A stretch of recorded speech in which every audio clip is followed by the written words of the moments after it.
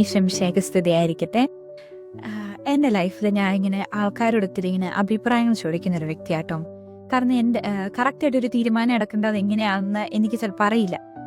ഇപ്പം എൻ്റെ പേരൻസിൻ്റെ അടുത്തോ എൻ്റെ സിബ്ലിങ്സിൻ്റെ അടുത്തൊക്കെ ഞാൻ ഇങ്ങനെ ഓരോ കാര്യങ്ങൾ ഇങ്ങനെ ചെയ്യണോ അങ്ങനെ ചെയ്യണോ എന്നൊക്കെ ഞാൻ ചോദിക്കുമ്പോൾ അവർ പറയുന്നതായിരിക്കും ഞാൻ ചെയ്യുന്നത്. പക്ഷേ അവർ ഈ പറയുന്ന കാര്യങ്ങൾ അല്ല എപ്പോഴും കറക്റ്റ് ആവണമെന്നില്ല. ഇതുപോലെ തന്നെ നിങ്ങളുടെ ലൈഫിൽ നിങ്ങൾക്ക് എക്സ്പീരിയൻസസ് ഉണ്ടാവും. നിങ്ങൾ ആൾക്കാരോട് ചോദിച്ചു, അവർ പറഞ്ഞത് നിങ്ങൾ പരീക്ഷിച്ചു നോക്കി, പക്ഷെ അത് എന്താ പറയുക സക്സസ്ഫുൾ ആയിട്ടില്ല.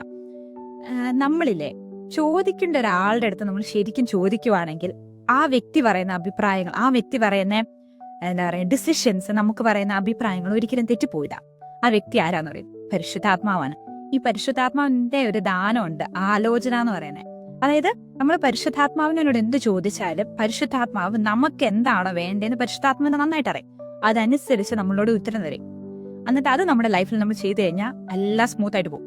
പക്ഷേ നമ്മൾ പലരും പരിശുദ്ധാത്മാവിന്റെ എന്താ പറയുക പരിശുദ്ധാത്മാവിനോട് നമ്മൾ ഒരിക്കലും ചോദിക്കാറില്ല.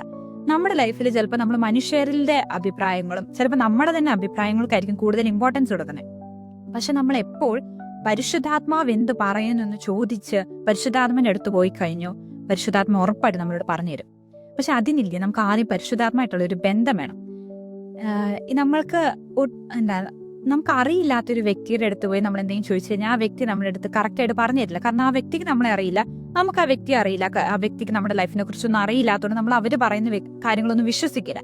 പക്ഷെ പരിശുദ്ധാത്മാവ് എന്ന് പറഞ്ഞു കഴിഞ്ഞാൽ നമ്മുടെ ലൈഫിനെ കുറിച്ച് എല്ലാം അറിയുന്ന ഒരു വ്യക്തിയാണ്. അപ്പൊ നമുക്ക് പരിശുദ്ധാത്മായിട്ട് ഒരു ബന്ധമാണ്. ഈ ബന്ധം എന്ന് പറഞ്ഞു കഴിഞ്ഞാൽ നമ്മുടെ ആവശ്യ സമയത്ത് പോയി ചോദിച്ചു കഴിഞ്ഞാൽ ഈ പറയുന്നത് നമുക്ക് മനസ്സിലാവില്ല. അതിന് നമ്മുടെ ലൈഫിൽ എപ്പോഴും നമ്മൾ രാവിലെ എണീക്കുന്നത് കിടക്കുന്നത് വരെയുള്ള ടൈമിൽ എപ്പോഴും നമ്മൾ പരിശുദ്ധാത്മാനെ കൂട്ടുപിടിക്കണം. കൂട്ടുപിടിക്കാന്ന് പറഞ്ഞു കഴിഞ്ഞാൽ നമ്മൾ നടക്കുമ്പോൾ ഇരിക്കുമ്പോൾ ഓരോ കാര്യങ്ങൾ ചെയ്യുമ്പോൾ പരിശുദ്ധാത്മാനോട് കൂട്ടിവെച്ചിട്ട് ഈ കുഞ്ഞു കുഞ്ഞു കാര്യങ്ങളിൽ പരിശുദ്ധാത്മയുടെ അഭിപ്രായം ചോദിക്കണം. ഇപ്പൊ ഫോർ എക്സാമ്പിൾ സില്ലിയായിട്ട് തോന്നുന്നേ, ഇപ്പൊ ഒരു വീട്ടമ്മയാണെങ്കിൽ എന്ത് സാധനം കുക്ക് ചെയ്യണം, അല്ലെങ്കിൽ ഇന്നിപ്പോ ഞാൻ പുറത്തു പോവാ എന്ത് ഡ്രസ്സ് ഇടണം, ഇതൊക്കെ ഭയങ്കര സില്ലി കാര്യങ്ങളായിരിക്കും. പക്ഷെ ആക്ച്വലി നമ്മളോട് സംസാരിക്കും. ഇങ്ങനെയൊക്കെ സംസാരിച്ച് കഴിയുമ്പോൾ നമുക്ക് പരിശുദ്ധാത്മാവിന്റെ സ്വരം മനസ്സിലാകാൻ പറ്റും. അത് കഴിഞ്ഞാൽ നമ്മൾ സീരിയസ് ആയിട്ടുള്ള ഒരു കാര്യം, നമുക്കൊരു ഡിസിഷൻ എടുക്കേണ്ട ഒരു കാര്യം നമ്മൾ പരിശുദ്ധാത്മാവോട് ചോദിച്ചു കഴിഞ്ഞാൽ പരിശുദ്ധാത്മാവ് പറഞ്ഞിടും. അപ്പോ നമ്മളെല്ലാവരും പരിശുദ്ധാത്മാവിന്റെ ഈ ദാനമായ ആലോചന കിട്ടാൻ വേണ്ടി പരിശുദ്ധാത്മാവിനോട് പ്രാർത്ഥിക്കണം. പരിശുദ്ധാത്മാവ് ഉറപ്പായിട്ട് തരും. പരിശുദ്ധാത്മാവിന്റെ ഫലങ്ങളും ദാനങ്ങളും വരങ്ങളും ഒക്കെ നമുക്ക് തരാൻ ഭയങ്കരമായിട്ട് ആഗ്രഹമുള്ള ഒരു വ്യക്തിയാണ്. അപ്പൊ നമ്മൾ ചോദിച്ചു കഴിഞ്ഞാൽ നമുക്ക് കിട്ടും. അപ്പൊ നമ്മളെല്ലാവരും പരിശുദ്ധാത്മാവിനോട് ആലോചന കിട്ടാൻ വേണ്ടി ചോദിക്കണം.